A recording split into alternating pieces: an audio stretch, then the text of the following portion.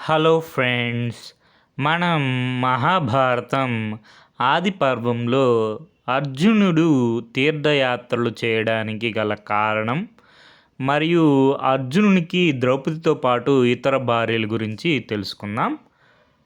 మనకి నారద మహర్షి ఇంద్రప్రస్థానికి వచ్చున్నారన్నమాట. మహాత్మా, మా పూర్వ పుణ్య సుకృతము వలన తమరి దర్శన భాగ్యం లభించింది, మేము పునీతులమయ్యాము అని ధర్మరాజు నారద మహర్షితో అన్నారు. నారదుడు పాండవులను ఏకాంతంగా పిలిచి, మీరు అన్ని ధర్మములు తెలిసిన వారు, మీకు తెలియని ధర్మం లేదు. కానీ మీకు 5గురికి ద్రౌపది ఒక్కతే భార్య. ఈ పద్ధతి లోక విరుద్ధము, శాస్త్ర విరుద్ధము. ఈమె మూలంగా మీలో మీకు విరోధం రాకూడదు. ఇది వరకు ఒక స్త్రీ వలన సుందోపసుందులు అనే రాక్షసులు కొట్టుకొని మృతి చెందారు. మీకు ఆ కథ చెప్తాను వినండి అని నారద మహర్షి పాండవులకి సుంద ఉపసుందుల యొక్క కథని చెప్తున్నారన్నమాట. నికుంభుడు అనే వానికి సుందుడు, ఉపసుందుడు అనే 2 కుమారులు ఉండేవారు. వారిద్దరూ బ్రహ్మను గూర్చి ఘోరమైన తపస్సు చేశారు. వారికి బ్రహ్మదేవుడు ప్రత్యక్షమయ్యాడు. మీకు ఏం వరం కావాలో కోరుకోండి అన్నాడు. దానికి వారు తమకు కోరిన రూపం ధరించే శక్తి, కోరిన చోటికి వెళ్ళే శక్తి, వేరే వాళ్ళ చేతిలో చావు లేకుండా వరాన్ని, అసలు ఎవ్వరి వలన ఎప్పటికీ చావు లేకుండా ఉండే వరం కావాలి అని అడిగారు. దానికి బ్రహ్మదేవుడు వారికి చావు లేకుండా ఉండే వరం తప్ప మిగిలిన అన్ని వరాలు అనుగ్రహించాడు. ఆ వరబలంతో వారు చెలరేగిపోయారు. భూలోకంలో ఉన్న బ్రాహ్మణులను, రాజులను బాధించసాగారు. వారి బాధ భరించలేక మునులంతా బ్రహ్మదేవుని వద్దకు వెళ్ళి వారి బాధ నుండి విముక్తి కలిగించమని వేడుకున్నారు. దానికి బ్రహ్మదేవుడు ఆలోచించాడు. వాళ్ళు వేరే వాళ్ళ చేతిలో చావు లేకుండా వరం అడిగారు, కానీ ఒకళ్ళ చేతుల్లో ఒకళ్ళు చావకుండా వరం అడగలేదు కదా అని ఆలోచించి విశ్వకర్మను పిలిచి ఒక అందమైన స్త్రీని సృష్టించమన్నాడు. విశ్వకర్మ ఎవరంటే దేవతల యొక్క శిల్పి, స్థాపత్య వేద స్థాపకుడు. అలాగే అని విశ్వకర్మ ఒక లోకోత్తర సౌందర్యవతిని సృష్టించాడు. ఆమె తిలోత్తమ. ఆ సుందరి పేరు తిలోత్తమ. ఆ తిలోత్తమ బ్రహ్మ ముందర నిలబడి తనను సృష్టించిన పని ఏమి అని అడిగింది. బ్రహ్మదేవుడు ఆమెకు సుందోపసుందుల గురించి చెప్పి వారిలో వారికి కలహం పెట్టి ఒకరినొకరు కొట్టుకొని మరణించేటట్టు చేయి అని చెప్పాడు. తిలోత్తమ అలాగే అని భక్తితో బ్రహ్మదేవునికి ప్రదక్షిణ చేసింది. తిలోత్తమ అందానికి ముగ్ధుడైన బ్రహ్మ తిలోత్తమ తనకు ప్రదక్షిణ చేస్తుంటే తన తలను నలుదెసలా తిప్పుతూ తిలోత్తమ అందాలని వీక్షించాడు. అప్పటి నుండి బ్రహ్మ చతుర్ముఖుడయ్యాడు. తిలోత్తమ అందానికి దేవేంద్రుడు కూడా ముగ్ధుడయ్యాడు. ఆ అందం చూడడానికి 2 కళ్ళు చాలక ఒళ్ళంతా 1000 కళ్ళు పెట్టుకొని చూచాడు. అప్పటి నుండి దేవేంద్రుడు సహస్రాక్షుడు అయ్యాడు. ఆ ప్రకారం అందరినీ మోహితులను చేసిన తిలోత్తమ సుందోపసుందుల వద్దకు వెళ్ళింది. తిలోత్తమను చూచి సుందోపసుందులు కామమోహితులయ్యారు. ఇద్దరూ తిలోత్తమను కామించారు. తిలోత్తమ నాది అంటే నాది అని చేరి ఒక్క చేయి పట్టుకొని లాగుతున్నారు. నువ్వు ఎవరిని ప్రేమిస్తున్నావో చెప్పు అని బలవంతం చేశారు. దానికి తిలోత్తమ, నేను మీలో ఎవరిని ప్రేమించాలో నిర్ణయించుకోవాలంటే మీలో మీరు యుద్ధం చేయండి. మీలో ఎవరు గెలుస్తారో నేను వారిని ప్రేమిస్తాను అని చెప్పింది. వారిలో విచక్షణా జ్ఞానం నశించింది. ఇద్దరూ తిలోత్తమ కోసం ఒకరితో ఒకరు యుద్ధం చేసుకున్నారు. ఇద్దరూ బలవంతులే కాబట్టి ఒకరి చేతిలో ఒకరు చచ్చారు. కాబట్టి ఎంతటి మిత్రులైన, ఎంతటి ధైర్యవంతులైన స్త్రీల కారణంగా విరోధం పొందుతారు అని చెప్పాడు నారద మహర్షి పాండవులకి. నారద మహర్షి మాటల్లోనే అంతరార్థం గ్రహించారు పాండవులు. వారిలో వారు ఒక నియమం చేసుకున్నారు. ద్రౌపది ఒక్కొక్కరి ఇంటిలో ఒక్కొక్క సంవత్సరం ఉండేటట్టు ఏర్పాటు చేసుకున్నారు. ద్రౌపది ఎవరి ఇంటిలో ఉంటే ఆ ఇంటి వైపు మిగిలిన వారు కన్నెత్తు కూడా చూడకూడదు. పొరపాటున అలా జరిగితే 12 నెలలు తీర్థయాత్రలు చేయాలి. ఆ విధంగా ఒప్పందం చేసుకొని నారద మహర్షి ఎదుట ప్రతిజ్ఞ చేశారు. ఆ ఒప్పందం ప్రకారం నడుచుకుంటూ ఉన్నారు. ఒకరోజు ఒక బ్రాహ్మణుడి గోవును కొందరు దొంగలు ఎత్తుకొని పోయారు. ఆ బ్రాహ్మణుడు ఏడుస్తూ వచ్చి ఆ విషయం అర్జునుడితో చెప్పి ఏడ్చాడు. ఆ దొంగలను దండించి తన గోవును తిరిగి తెచ్చిమ్మని అడిగాడు. తన ధనుస్సు ఆయుధాగారంలో ఉంది. కానీ ఆ సమయంలో ధర్మరాజు ద్రౌపదీదేవితో ఆయుధాగారంలో ఉన్నాడు. నియమం ప్రకారం పోకూడదు, కానీ తప్పదు. బ్రాహ్మణుడి బాధ తీర్చడం ముఖ్యమని అర్జునుడు భావించి అర్జునుడు ఆయుధాగారానికి వెళ్ళాడు. తన ధనుస్సును తీసుకొని ఆ దొంగలను చంపి బ్రాహ్మణుడు గోవును తెచ్చి ఇచ్చాడు. నియమభంగం జరిగింది కాబట్టి 12 నెలల వ్రతం చేయడానికి నిశ్చయించుకున్నాడు. ధర్మరాజు దానికి ఒప్పుకోలేదు. నువ్వు ఒక బ్రాహ్మణ కార్యం నిమిత్తం వచ్చావు, ఆ బ్రాహ్మణునికి మేలు చేశావు కాబట్టి నియమభంగం కాలేదు అని అన్నాడు. కానీ అర్జునుడు, అన్నయ్య, ఏదో ఒక సాకు చెప్పి ధర్మం తప్పడం భావ్యమా? అందుకని నాకు అనుమతి ఇవ్వండి అని అడిగాడు. చేసేది లేక ధర్మరాజు సమ్మతించాడు. అర్జునుడు తీర్థయాత్రలకు బయలుదేరాడు. బ్రాహ్మణులతోనూ పౌరాణికులతోనూ కలిసి అర్జునుడు తీర్థయాత్రలకు బయలుదేరాడు. ముందు గంగానది తీరానికి చేరుకున్నాడు. ఇప్పుడు అర్జునుడు గంగానది తీరంలో ఉన్నారన్నమాట. ఒకరోజు ఉలూచి అనే నాగకన్య అర్జునుని చూచి మోహించింది. తన కోరిక తీర్చమని బలవంతం చేసింది. అర్జునుడు ఉలూచిని చూసి, నీవు ఎవ్వరు? నా మీద ఎందుకు మోహం పెంచుకున్నావు అని అడిగాడు. నేను ఉలీచి అను నాగకన్యను నిన్ను మోహించాను, నా కోరిక తీర్చు అని అడిగింది ఉలూచి. నా అన్నగారి ఆదేశానుసారం నేను తీర్థయాత్రలు చేస్తున్నాను, బ్రహ్మచర్య వ్రతంలో ఉన్నాను, నీ కోరిక ఎలా తీర్చగలను అని అన్నాడు అర్జునుడు. మీ గురించి నాకు అంతా తెలుసు, కానీ నా కోరిక తీర్చుకుంటే నేను ప్రాణత్యాగం చేసుకుంటాను. మీరు ఎన్ని దానాలు ధర్మాలు చేసినా ఆ పాపం పోదు, కాబట్టి నా కోరిక తీర్చండి, దీనివల్ల మీకు వ్రతభంగం కాదు అని అడిగింది ఉలూచి అర్జునుడు. చేసేది లేక అర్జునుడు ఉలూచితో నాగలోకం వెళ్ళాడు. ఆ రాత్రి ఉలూచితో గడిపాడు. ఫలితంగా ఉలూచి గర్భవతి అయింది. ఇరావంతుడు అనే కుమారుడు జన్మించాడు. తదుపరి అర్జునుడు గయ, గంగ, సాగర సంగమం మొదలైన క్షేత్రాలు దర్శిస్తూ మణిపూరము అనే నగరానికి వెళ్ళాడు. గంగా నది దగ్గర ఉలూచి మనకి ఇరావంతుడు అనే కుమారుడు జన్మిస్తాడు. ఇప్పుడు మణిపూరం అనే నగరానికి వచ్చినాడు అనమాట. ఆ దేశపు రాజు చిత్రాంగదుడు ఆయన ఆతిథ్యాన్ని స్వీకరించాడు. ఆయన కూతురు చిత్రాంగదను ప్రేమించాడు అర్జునుడు. అర్జున, నా కుమార్తెను నీకు ఇచ్చి పెళ్లి చేయడానికి నాకు ఎలాంటి అభ్యంతరం లేదు.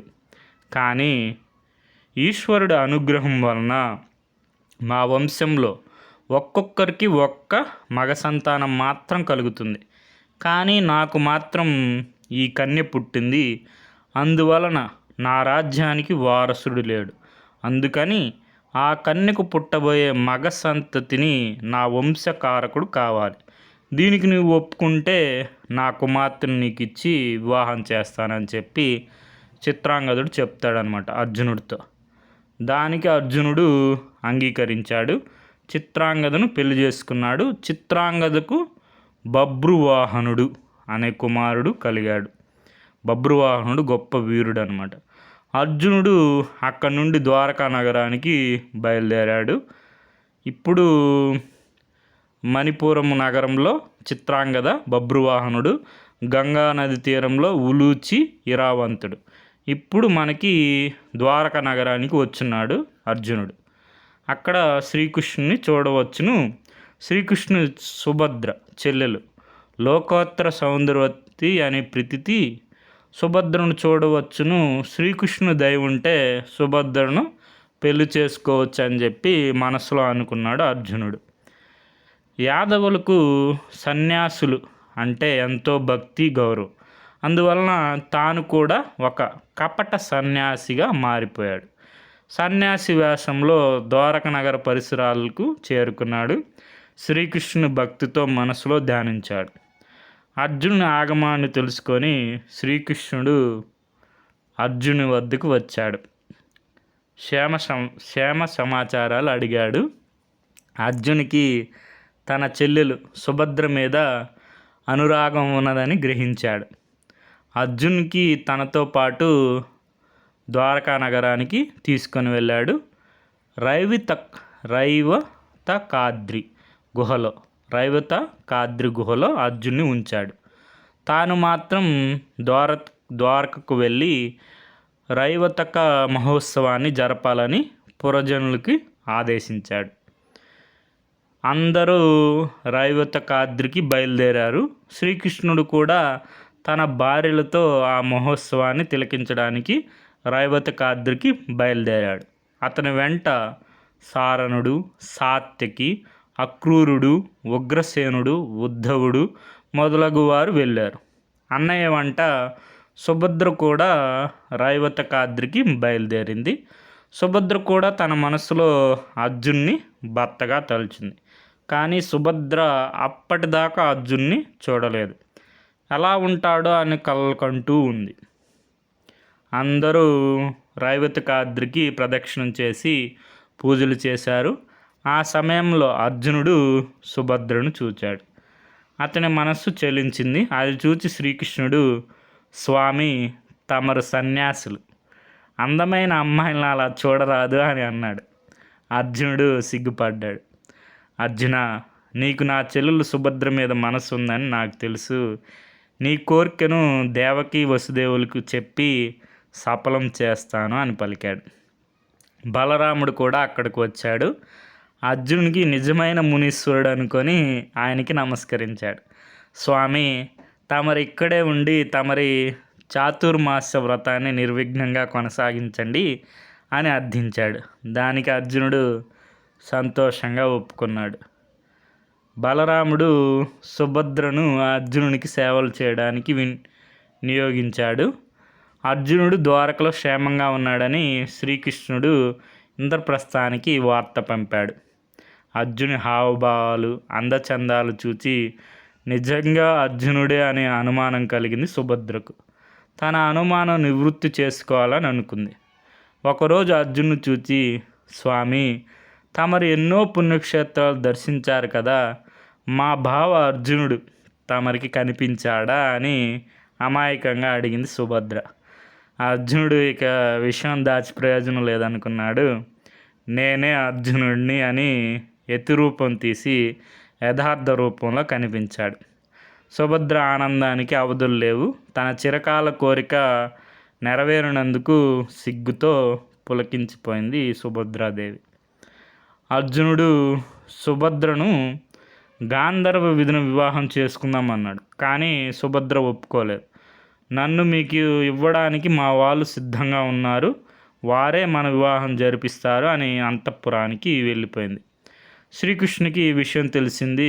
దేవకి, వసుదేవులకు, ఇతర యాదవులకు ఈ విషయం చెప్పి వారిని సుభద్ర అర్జునుల వివాహానికి ఒప్పించాడు. శివపూజలు చేయాలని బలరాముణ్ణి, ఇతర యాదవుల్ని అంతర్దీపానికి పంపాడు. తాను కూడా వారితో వెళ్ళి మరలా ద్వారకకు తిరిగి వచ్చాడు. శ్రీకృష్ణుడు దేవేంద్రుని పిలిపించాడు. అందరి సమక్షంలో సుభద్రార్జునుల వివాహం వైభవంగా జరిగింది. ఇంద్రుడు తన కుమారుని పెళ్ళికి ఎన్నో కానుకలు ఇచ్చాడు. అర్జున, నీవు సుభద్రను తీసుకొని బంగారు రథం ఎక్కి ఇంద్రప్రస్థముకు వెళ్ళుము అని చెప్పి తాను కూడా ఏమీ ఎరగనట్టు మరలా అంతర్ద్వీపానికి వెళ్ళాడు. అర్జునుడు బంగారు రథం మీద సుభద్రను తీసుకొని వెళ్తుంటే ద్వారపాలకులు చూచారు. వారికి సుభద్ర అర్జునుల వివాహ విషయం తెలియదు. కాబట్టి ఎవరో వీరుడు సుభద్రను తీసుకొని పోతున్నాడు అనుకొని అర్జునుని అడ్డగించాడు. అర్జునుడు సుభద్రకు రథం పగ్గాలిచ్చాడు. తాను యాదవ వీరులతో యుద్ధం చేశాడు. వారిని ఓడించాడు. యాదవ వీరులు ఈ విషయాన్ని వెంటనే బలరాముడికి తెలిపారు. బలరాముడు యాదవులందరినీ సమావేశపరిచాడు. యాదవ వీరులంతా కోపంతో ఊగిపోయారు. వెంటనే పోయి అర్జును మీద యుద్ధం చేసి సుభద్రను తీసుకొని వద్దాము అనుకున్నారు. వారిని శాంతపరిచి బలరాముడు శ్రీకృష్ణుతో, కృష్ణ, నీకు తెలియకుండా అర్జునుడు సుభద్రను తీసుకుని వెళ్ళాడా అని అడిగాడు. అన్నయ్య, అర్జునుడు తన మేనమరదలను వివాహమాడి తీసుకొని వెళ్ళాడు. అది తప్ప ద్రోణాచార్యుని శిష్యుడు అర్జునుడిని జయించడం అంత సులభమా? అతని పరాక్రమం తమరు స్వయంవర సమయాన చూడలేదా అని అన్నాడు. స్వయంవరం అంటే ద్రౌపదీదేవి స్వయంవర సమయంలో బలరాముడు ఏమి చేయలేకపోయాడు. అక్కడ అర్జునుడు సుభద్రతో ఇంద్రప్రస్థం చేరాడు. సుభద్ర, మనం ఇలా వెళ్తే ద్రౌపది మనల్ని చూచి పరుషంగా మాట్లాడుతుంది. అందుకని ముందు నువ్వు వెళ్ళి ద్రౌపదిని, నీ అత్తగారైనటువంటి కుంతిని పరిచయం చేసుకొని వారి అభిమానాన్ని సంపాదించు అని చెప్పి సుభద్రను కొంతమంది గోప బాలికలతో అంతఃపురానికి పంపాడు. సుభద్ర అంతఃపురానికి వెళ్ళి ముందు కుంతీదేవికి, తర్వాత ద్రౌపదీదేవికి నమస్కరించింది. వారి దీవెనలు పొందింది. తరువాత అర్జునుడు నగర ప్రవేశం చేశాడు. అన్నలకు, కుంతికి నమస్కరించి వారి దీవెనలు తీసుకున్నాడు. తర్వాత వసుదేవుడు, బలరామకృష్ణులు అర్జునికి అంతులేని కానుకలు తీసుకొని వచ్చారు. ధర్మరాజు యదు ప్రముఖులను నమస్కరించి వారి దీవెనలు తీసుకున్నాడు.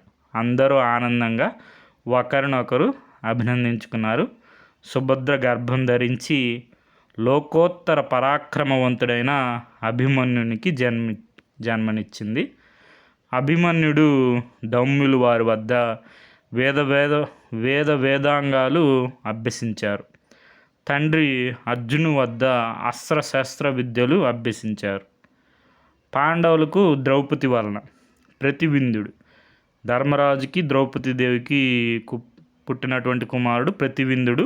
శృతసోముడు భీముడికి ద్రౌపదీదేవికి, శృతకీర్తి అర్జునుడికి ద్రౌపదీదేవికి, శతానికుడు ద్రౌపదికి నకులుడికి, తర్వాత సహదేవుడికి ద్రౌపదీదేవికి, శృతసేనుడు అనే 5 ఉప పాండవులు జన్మించారు.